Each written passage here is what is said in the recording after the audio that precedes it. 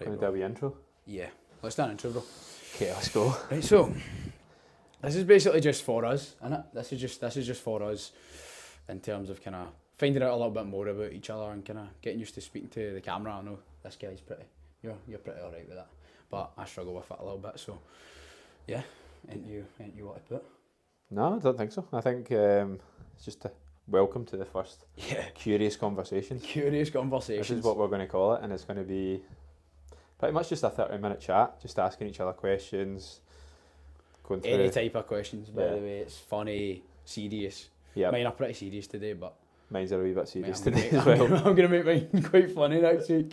Yeah, and yeah, obviously we just started at Pure Easy. Yeah. We just sat in a room, Totally. got 2 mics, got a camera up, and I think that's the best way to start things, is just without thinking about it too much. We came up 100%, with this idea last week.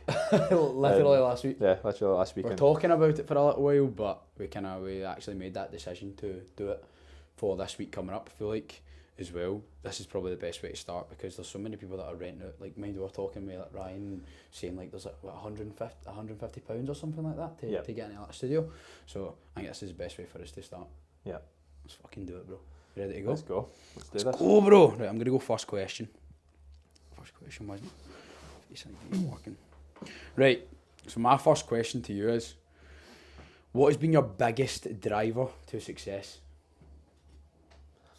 Biggest driver to success?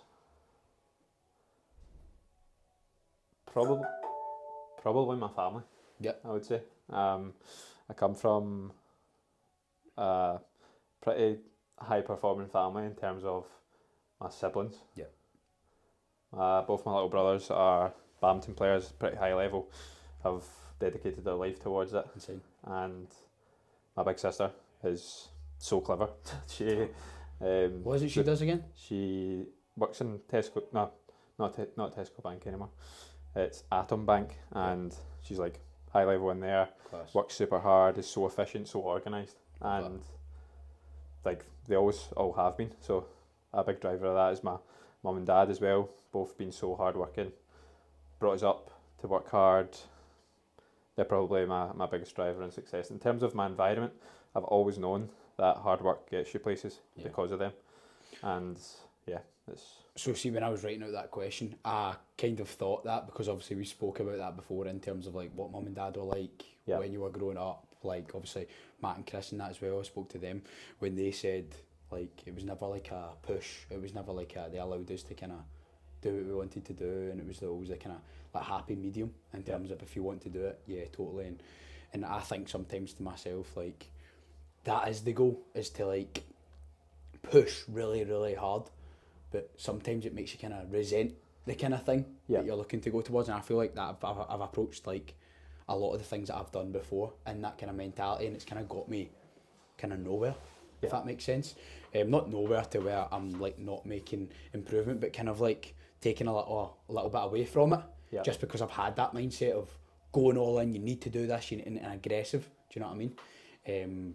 And not kind of approaching it in like a calm kind of, and allowing you to decide what you want to do. Do you know what I mean? Yep. So I think I've learned that a lot in coaching, is that like you can't be the sergeant in the Aye, army you where can't. you're pushing, because people don't want that. And True. I think it's best to lead from a place of hard work, a place of success, and I guess that's what we try and do at Sin. Is like Totally. all of us push ourselves with our physiques, with our 1,000,000%. fitness, and hopefully that drips onto everyone else. Totally, it's that kind of like one small step instead of like the big huge kind of leap towards it. And it's like you want to kind of implement the small steps that get you that kind of bigger like kind of outcome. If that makes sense. But yeah, Sweet. hit me, Your first question, mate. bro. Remind me, Shitting myself. what is what's the most you've done in an ultra before? 109 kilometres. 109 kilometres. So in the depths of 109 kilometres, in the depths of pain, what drives you through that? I've actually had this question before, because it's like you think about 109 kilometres and you think, shit, I need to do this, like 109 kilometres. You're thinking to yourself, but see, every single time, I've only done 2 ultras, but every single time that I've done an ultra, the mindset's been the same. I've not felt nervous the way I felt for like a High Rocks or a running race, like that's a bit shorter than an ultra,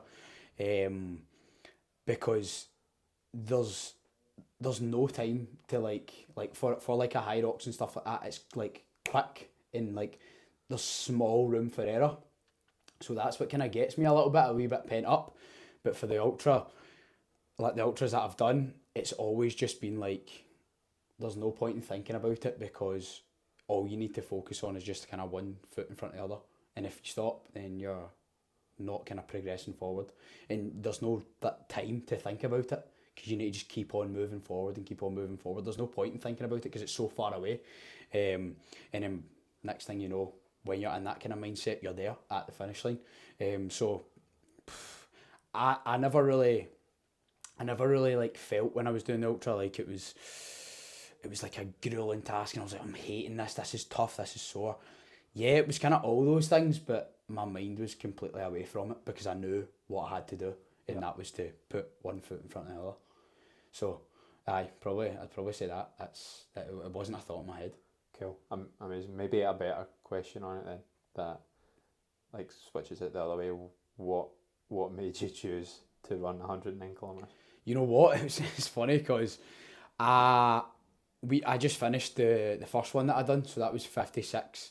Ended up about 57 and a half miles, and after it I was obviously all recovered, felt a little bit better. I found myself like kind of back into training, and I could start to feel myself like wanting to do more. It was when I was in the sanctuary I actually set it out. So I was in the sanctuary and I was texting my mate Colin, and I was like, mate, I'm seeing, because I was seeing so many other people do like ultras. Yeah. I was like, these people are doing it. I want to do it. I want to do it again. Do you know what I mean? I want to go bigger. I want to get to that 100k mark. Yeah. And my mate Colin, straight on the internet, he was found Run the Borders, 109 kilometres. And like that, boom, booked that. And the funny thing is, see, I didn't know until I booked it, but the date of the ultra, that was me a full year sober. Yeah. I didn't even know until I booked it. I was like, that's mad. The exact insane. same. So celebrating being 1 year sober in terms of like not drinking and stuff like that, with a 109 kilometre ultra. So it was class. It was good, mate. Good experience. Aye, what a celebration. Totally, mate. I know. So good. 109 so good. kilometres. Fuck up the body.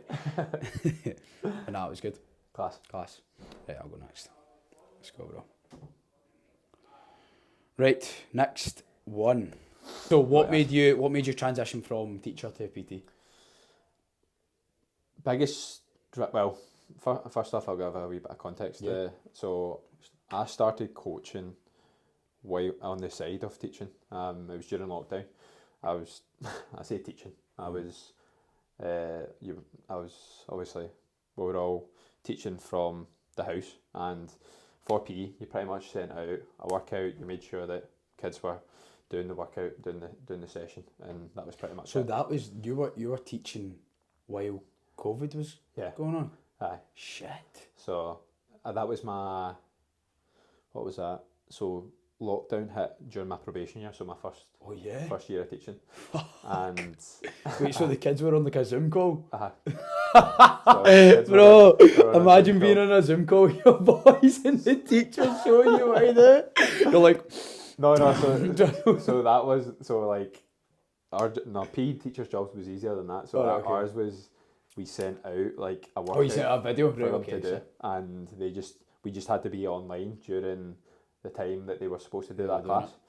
And like during that time, I always had a lot of time on my hands because I just had to be on my phone, and I used to just spend the day walking and like training and that's when just you being got shreds, just having my phone. That's when you got shreds. That was the first time I got in like the shape of my life. Because I was doing 20,000 steps a day, just focusing on what I was eating. I was training through the house, and but during that time, that's when I was getting really into podcasts, into personal development, and like a couple of my friends started seeing like what I was going through, like my body changing. I had abs for the first time in my life, and like people are starting to ask questions, and then I was just helping like them. I was just saying, this is what I've done, this is what I've learned, just passing it on to them. And then I thought to myself during it, I was like, I could probably do a bit of PT on the side of teaching, because I enjoyed just sharing information with people. And then like during, I think it was maybe the June, so school was just finishing up for the summer, but we're obviously still locked down. I started doing my PT qualification online and finished it pretty quickly, and then I just started coaching people for free, friends, family, friends of friends. And as I was teaching, so when we came out of lockdown and I was still teaching, I was doing that on the side. That started growing more, and I loved it more, and I love teaching. So I could see it longer term teaching as well. I couldn't see myself like wanting to go like pastoral care, like deputy head teacher, head teacher. That wasn't what I wanted to go. So I would have just been at the kind of same level of PE teaching for my whole time. So I made the jump and never looked back. It's been amazing. Never looked back, bro. It's been amazing. Insane. It's the best job in the world. It has been a great trajectory for you, mate, just from like the kind of PE teacher like to PT, like so many people, so many members in SIN that I've spoke to. Like when I've been speaking about you when you first came on board, I was like, yeah, you used to be a teacher, and he was like, yeah, we can see that, see that, just because of the way you kind of articulate things and stuff like that, perpendicular type shit. Once in perpendicular. I said that again this morning. Jesus. Can't help it. I know, too intellectual for your own good. But that's what it is, mate, totally. I think that's class. The build was has been insane, so it's just a matter of kind of building on that as well. 100%. So I said, you've clearly grown a lot as a person in the past year. What do you think's been the biggest factor in that growth? Good question. Really good question. Probably, you know what makes so many things like, speaking about this morning actually, probably the people around me. I've learned from like so many people that over the past kind of year, obviously my group that I train with, and you guys in here, like my best mate Fraser, things like that, mate. It's been a whole load of kind of consuming knowledge from different types of people with different types of personalities, and kind of figuring things out for myself.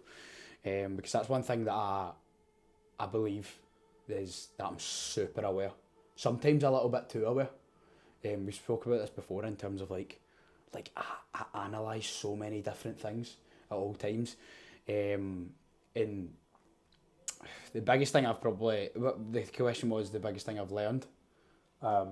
What's been the biggest factor? The biggest factor in my growth? Probably having an open mind. Having an open mind in being able to not be scared to ask the question, not be scared to kind of feel like an idiot in my head. If I'm not an idiot, even if I'm not an idiot for asking the question, like that's one thing I wanted to make sure, especially when I was coming in here, that I was asking questions and I was giving off what type of person I was, and that I believe the type of person I am is confident at times, happy at times, but just kind of someone that wants to see people do well. And the biggest factor for me is probably just being aware of where I'm going wrong and the things that I'm doing right, and keeping the things that I'm doing right, and kind of trying to minimise the things that I'm doing wrong, because you never can like completely get rid of them, I think, but just try to minimise them. But it's still a journey for me that I'm trying to improve, but probably say awareness has been the biggest factor for me. 100%. I think you're very aware as well, especially as a 21-year-old, mate. Like, mate, yeah, no one your age is, well, not a lot of people that I know that have been your age, or when I was your age, I definitely wasn't that way. But I think the main reason like we're starting this, and like the main reason me and you like growth so much, is because we're very curious. Totally. What, off the back of that, like, how do you think you become curious? Do you think you you've always been curious and always asking questions to want to be better, or because I certainly haven't. Nah, I don't think I don't think I really became that curious until I started to kind of meet people that I like truly looked up to, like because I wanted to be like them. That's what made me so curious. I wanted to know how they got to a certain fitness level. I wanted to know how they got to a certain place in their life in terms of their job, how they're so popular with certain people and stuff like that. Like that's what makes me curious, and I'm looking to like. I feel like if you've got friends that you can like learn from, which that's all my friend group is people that I can learn from, and that's kind of what's made me curious. Is just kind of looking up to people and kind of seeking a little bit of them, and kind of trying to add it to me, because I admire like people that say I admire certain people in my friend group, and if I can get similar to them, then I'm improving as a person. Yeah, I think you're 100% right with what you're saying. Like fitness was a catalyst for me to want to improve more. Totally. But then when I got into fitness, I started meeting a lot of people who were better really at good me at and things. other stuff. Because you can go two different ways, can't it? Yeah. Like you can like root for them and want them to do well and look up to them, Yeah. or you can go the other way and you could go negative and you could he's a piece of shit, or I could do that better, things like that. Like people do go down the negative way a lot of the time, I think, especially in the fitness industry. But as long as you are kind of focusing on yourself and make sure these people know that they are doing a great job, and when someone, I always like make sure to like, if I find someone's really helped me with something, always give them that credit. Yeah. Always give them that, because that means a lot to me when I get that from certain people. So, aye mate, it's a big thing for me. That's it. Class. You doing it? Yeah, it's me, bro. It's me. You snuck in a little extra question there, bro. Yeah, Like that. Here's one. What's the biggest lesson you've learned this past year? Kind of similar to one of the ones you asked me. Biggest lesson you've learned this year?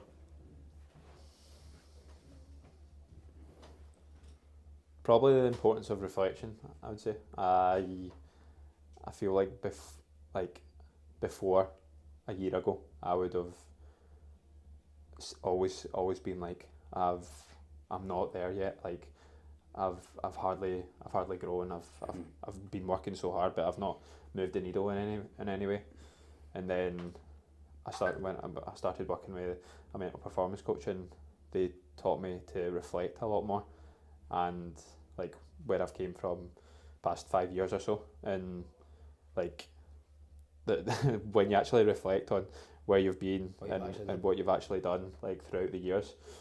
Like I done that fitness post yesterday on my Instagram of like 5 year, what I've done in 5 years, and it's actually amazing to look back on and be like, I actually remember being that guy. Yeah. And like that's just almost a different person from now. I've got a question. Do you know why everyone always feels like that? Like when you don't reflect and you feel like I've not moved the needle, because I feel like that quite a lot of the time. But actually, I was listening to a podcast with Adam Grant and Chris Williamson, and he was saying like, it was like I wrote a book and someone asked him like, what are you going to do to celebrate? And he was like, nothing. I'm an author. We do that. And it's like, if you take a little look back, and if you were to go back to like 5 years time and you were to tell yourself that you wrote a book, you would be absolutely buzzing. Yeah. So why do you feel like, why do people feel like they're not moving the needle in that position when they have been making that improvement and they've got the evidence behind them, but don't actually kind of look at it? Does that make sense? Yeah, well, I think it comes back to what you're saying about awareness. Like, true. So many people like are always just chasing the next thing, chasing the next thing, just focusing on what's in front of them constantly. And I think that's a good trait in certain ways, but also like if you don't reflect back, you're always going to feel that way. True. And totally.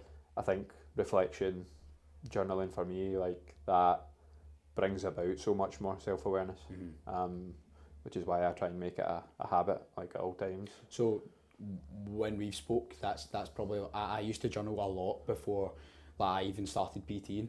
When I first kind of started my fitness trajectory and my well-being kind of trajectory as well. But from us being in here and speaking and stuff, I've implemented journaling a lot more, and it allows me to it's just like kind of calmness. Like I feel like the more and more I kind of, it's that question that we ask. I use it anyway. It's the what did you do that was cool yesterday? Like something cool that you done yesterday, and it's not until you actually like, look back at the what is it, the 23rd. Yeah. I look back on the other 22 days. You're thinking to yourself, I've done so much. Yeah. But if you weren't to do that, you would be like, I feel like I've done nothing. Yeah. You know what I mean? Which is cool. Yeah, that's So, probably worth chatting about because that's Totally. something me and you both do, and how I've only just started doing it this year, obviously, Yeah. but I've always, you look back on the days already and you think, oh, last week I literally had such a good day, and like last week I was having a day, I think it was a Thursday, where I was just feeling like everything was getting on top of me, like I had so much to do, Yeah. like I just felt like everything was going to like get on top of me, and I looked back the day after and I was just like for the whole last 2 weeks I've had amazing days. Yeah. I had one bad day and I was like, that's bring me down. Yeah. And then the next day it brings you more awareness, and Totally. probably to anyone who's listening it's probably good to chat about it. For sure. So what we are 100%. doing is from the start of this year, every single morning you write down one thing that was memorable from the day before. Yeah. And it can be the smallest thing ever, it can be a big thing. Every day obviously there's going to be like, there's never going to be a big massive thing every day that you win, but Totally. it can even just be like, I had a cool conversation with Aiden in the gym. Yeah. I had This is definitely going down as my Yeah. next one. I don't know how the first podcast with Anton. you pre-written tomorrow's already. Definitely. But yeah, it's been amazing. The person who I heard it from said that it's the best ever when you look back on 31st of December. Is it? Is there a 31st of December? 30th of December? Is there New Year's Eve. When you look back on New Year's Eve and you look back at every single day you've had throughout that year, and you can just like look at, wow, like I've actually done a Because it lot. like sparks like the memory of how you were feeling that day and stuff like that. I think it's such a good tool. Yeah. And obviously we probably learned it from the same guy, Ben Bergeron. Ben Bergeron, that's who it was. So I can't remember. Bergeron. I don't even know. I don't know. Bernard. Buggers. But yeah, that's class. Was it me? It's me. It's your task. So you stopped drinking last year at the age of 20. Yeah. That is very unlikely for a 20-year-old in Glasgow. Yeah. When I think of myself at 20 years old, I definitely wasn't Was getting started in that path whatsoever. I was in the depths of it. Yeah. And so what drove you to stop that? Again, funny one, because I was having this conversation this morning with someone. I genuinely do think it's down to me kind of starting my drinking kind of journey, if you like, when I was super young. I started that. I've always hung about with people that are a lot older than me. So like even right now, my average like age of my mate is like 28, 30 or something like that. Yeah. But even when I was younger, I was like 12 years old, hanging about with like 15, 16 year olds. And I think that was kind of the ordinary time to get into drinking and drugs maybe and things like that. So I just kind of got caught up with the wrong crowd, I feel like, and started when I was like really, really young. I think I started like really young in terms of like all of that things that you kind of like to indulge in as like a teenager. Yeah. I kind of got it quite. I got it kick started quite quick, and that's kind of what's kind of put me off of like doing that now. I just feel like I don't need it. Doesn't make me feel good. I wouldn't necessarily say that I'm a good drunk. People that know me, people that listen to this that know me, they've seen me drunk, probably would agree, in terms of like saying that I'm a bad drunk. But yeah, I think that I feel like I've understood that I don't need that anymore. I want to really just kind of hone in on focusing on a sober me, because I was starting to rely on that. I was starting to rely on like I couldn't go out. I felt like I couldn't even like string two sentences together while I was sober, when speaking to someone. But when I would go out, I would drink, I would feel confident, I would speak to people, I would speak to girls, things like that, and then I would drink too much, and I would keep on consuming, and then I would just go blackout and just make an absolute tit of myself every single time. Like, it was like I had no control. Yeah. And that was down to me feeling anxious, me feeling like I couldn't be myself, and that's probably one of the biggest reasons why I've quit as well. One, because I've understood that it gives you nothing, I think, for me anyway. Yeah, I think if it enhances your night, then for sure, but it gives me nothing. But it has really like gave me the opportunity to focus on like who I actually am. Yeah. Not just someone kind of hiding behind like a kind of liquid courage, as they like to say. But yeah, mate, it's probably the best decision I've ever made. I've done so much in that time. So I feel good about it, and long may it continue, to be honest. I think we were talking about it in December. It was a kind of period of time where I wasn't sure if I wanted to have a drink again. But see, after like kind of me and you speaking about it, and it got past that kind of December, like that December stage of like everyone going out drinking and things like that, I understood that it's not for me, and I don't think it ever will be for me, and that's just me. So I feel good about it. Good. Same with you. Feel. Yeah, mate. I think obviously that's been like what? How many months? 5 months since you've been sober. I was June, so that's 7 months, I think. Oh, 7 months. Sick. I don't know. This is the 7th month, I think. Sick. But yeah, I'm at the stage now where I've learned a lot about myself as well. I was the exact same as you, mate. Like literally, I was nodding there because I completely understand where you come from. Where, I've just done it for at a different time period from you. Like probably from 17 through to.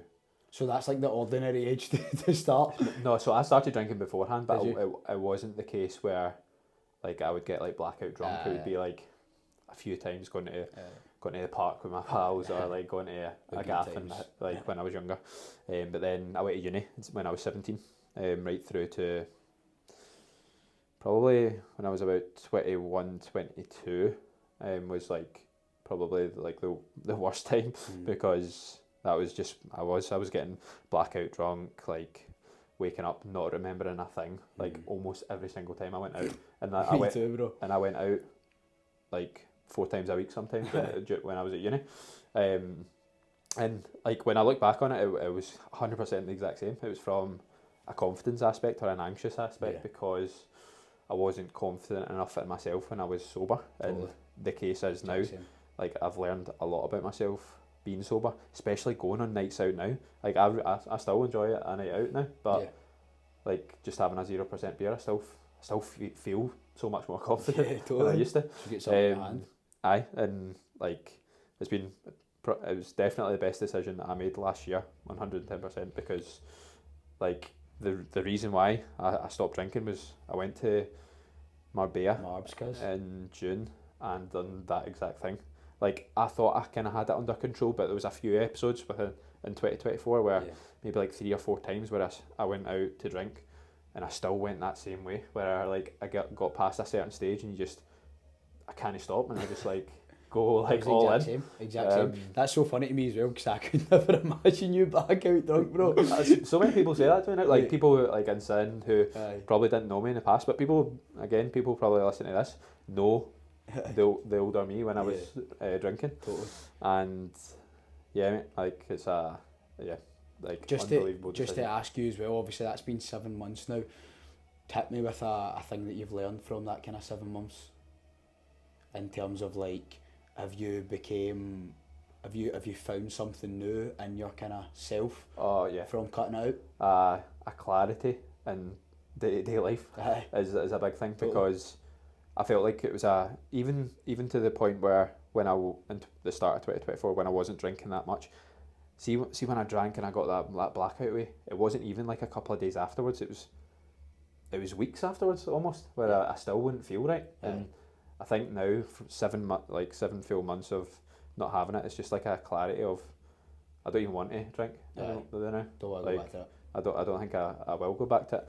I've said a couple of times that I potentially will, but like I don't like want to. Even like obviously when we spoke about like your sister's wedding and stuff like that, but you'll probably get to the stage where probably don't even need it. Yeah. You know, I was like, that's what I used to say as well. Well, I still sometimes do, and I've told you guys before, like I'll get like nightmares of me like being heavy steaming, and I'll wake up and like,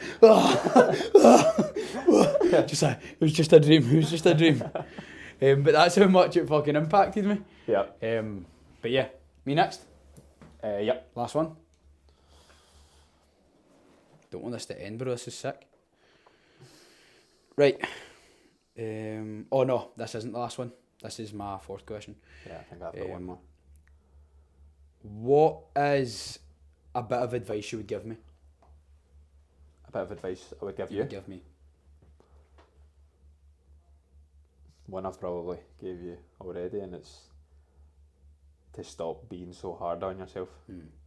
Which is so hard because I've spoken in the past about me being hard on myself. Extremely hard on yourself. I like when I would say probably 1 to 2 years ago I was very similar to yourself where I would properly get myself down if I made a mistake or if something went wrong with coaching or like anything like that, where I would get to the point where it would ruin days and I wouldn't be able to get back on like where I was beforehand.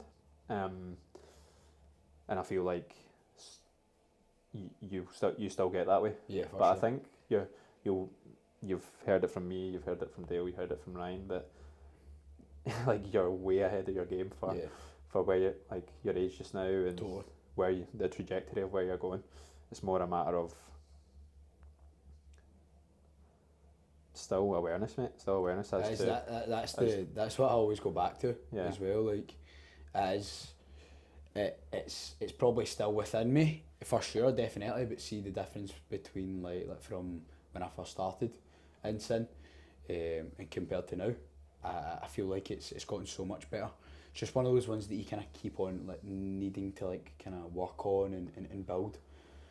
And I feel like I'm slowly getting there, slowly but surely. It feels as we've spoke about many times, I feel like I'm a pretty self-deprecating person, and I feel like there can be like good things to that as well. Like I try and make sure that kinda I'm always striving for the best, and if I'm not, then it annoys me. It does, and it affects me. So yeah, I agree, mate. I agree. I'm definitely aware of that. It's probably one of the number one things that I have to work on. So definitely working on that for sure. Last. Good. Last one. On your part. My last one. It's probably similar to what you kind of just spoke about there, but you have a continuous drive to want to get better, and I want to know where that comes from. Maybe it's the same question as you asked me earlier on, like where does that actually come from? I don't know, mate. You know what? I think it's because I don't even really know. I think that it goes kind of back to the question at the start in terms of like me answering. Like I really look up to a lot of people in terms of like fitness and coaching. Like for example, you, Ryan and Dale. I see the way you guys are, and I want to be like that. And I'm always thinking about that. I'm always thinking about how I can improve in all aspects: fitness, coaching, everything. Just like kind of daily, general life. I don't really necessarily know where it comes from though. Like, I feel like because I've now removed like all the clutter from my life in terms of like what a normal 21-year-old would be doing, like going out partying. Again, not saying there's anything bad with that, but I feel like because I've not got any of that, like I don't do any of that. All I do is coach, train, and fucking walk in the morning, and walks in the morning, and that, and enjoy coffee. Yeah. And that's it. So I feel like there's nothing else to focus on for me. I don't want to do any of that. I don't want to. It makes me sound pretty boring, I know, but I don't want any of that shit, and that's what allows me to like kind of focus on like all the things that mean something to me. Do you know what I mean? That's where the drive comes from. Having like not really anything else to put my kind of attention towards. Do you know what I mean? Yeah. And I like it that way. That's not me saying like, oh, I need to do this or anything like that, or wanting people to like feel sorry for me because I don't go out. That's not like that at all. I fucking love this. I love this shit. I love all of it, and it just feels good to kind of get a chance. So that's what I'd probably kind of put it towards anyway. But yeah, Amazing, bro. feels good. See, I was like swearing in that. I was passionate. I was getting quite passionate. Passion was coming today. That's it, bro. I was like, fucking. Okay, Last my one, last mate. one. Last one. So, in 1 year time, where do you want to be in life? Doesn't need to be an insane, like, just hit me with a few things. Um, Because you always think about, like, oh, I want to be there in a year. I want to be this. I want to have this in a year. Things like that. And that's thinking of the future and stuff like that. And obviously we always talk about being kind of present, but yeah. you've got those things in your head. Yeah, to a certain extent. I want to. Do you know what? I'm actually very, very happy with where I'm at the moment. Mm-hmm. But I just want to be better in all aspects of that. So where I'm at coaching with InSyn and with my own online business, I want that to be where I'm at just now, but just better in a year. Yeah. CrossFit, I've just started CrossFit Yep. like 2.5 months ago now.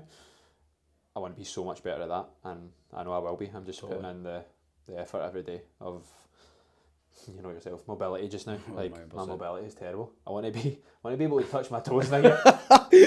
Yeah, bro, that's not happening. Sorry to break it to you. Yeah, I want to be much better at CrossFit, stronger, like more fit. Me and Jenna are looking to probably move out within the year. Sick. So buying a place, Nice. whether that's a house or a flat, Nice. and grow this podcast to the moon. Bro, that's what I was thinking. I was waiting for you to say that shit. We need to grow this. Yeah, Yeah. I'm just focusing on a big focus of mine, as you know, is sharing like knowledge of what I've learned that's really helped me on either social media, podcasts, whatever. I think one of the biggest drivers of learning for me was from people I look up to on social media or podcasts. So I want to be that person to me like 3 years ago. Yes. That's who I try and speak to on social media. As me 3 years ago, pretty much, because That's a huge one. I needed someone at that time to tell me stuff. A good kind of thing to think about is like asking yourself the question: would your younger self look up to yourself just now? Yeah. And I heard that not long ago, and I think a lot about that now. Like, would the younger me look up to who I am today? Yeah. And I think they would, and I think for you, you're in the exact same position. Like, they totally would. Yeah, that goes both ways as well. I remember hearing what would your 80-year-old self say about what you're doing right now? Like, are you doing the right things? Are you focusing on the right things? Are you seeing are you making sure family's a priority? Like, the big things, sometimes we get caught in the weeds of life, and I think it works both ways. Yeah. Your youngest self, what would your 15-year-old self think of you right now? And then your 80-year-old self. It's a good self-awareness question. That is, for sure. Is that us? That's us. That's a gutter, mate. I was loving that as well. Yeah, Class. that was class. It's So until the next episode, we're going to try and do this on a week. Well, we're going to do this on a weekly basis. We're going to. So It's in the calendar. yeah, stay tuned for Stay tuned. Like, episode 2 subscribe. of the Curious Conversations. Let's go. Let's do it to the moon, baby. My boy. Let's go.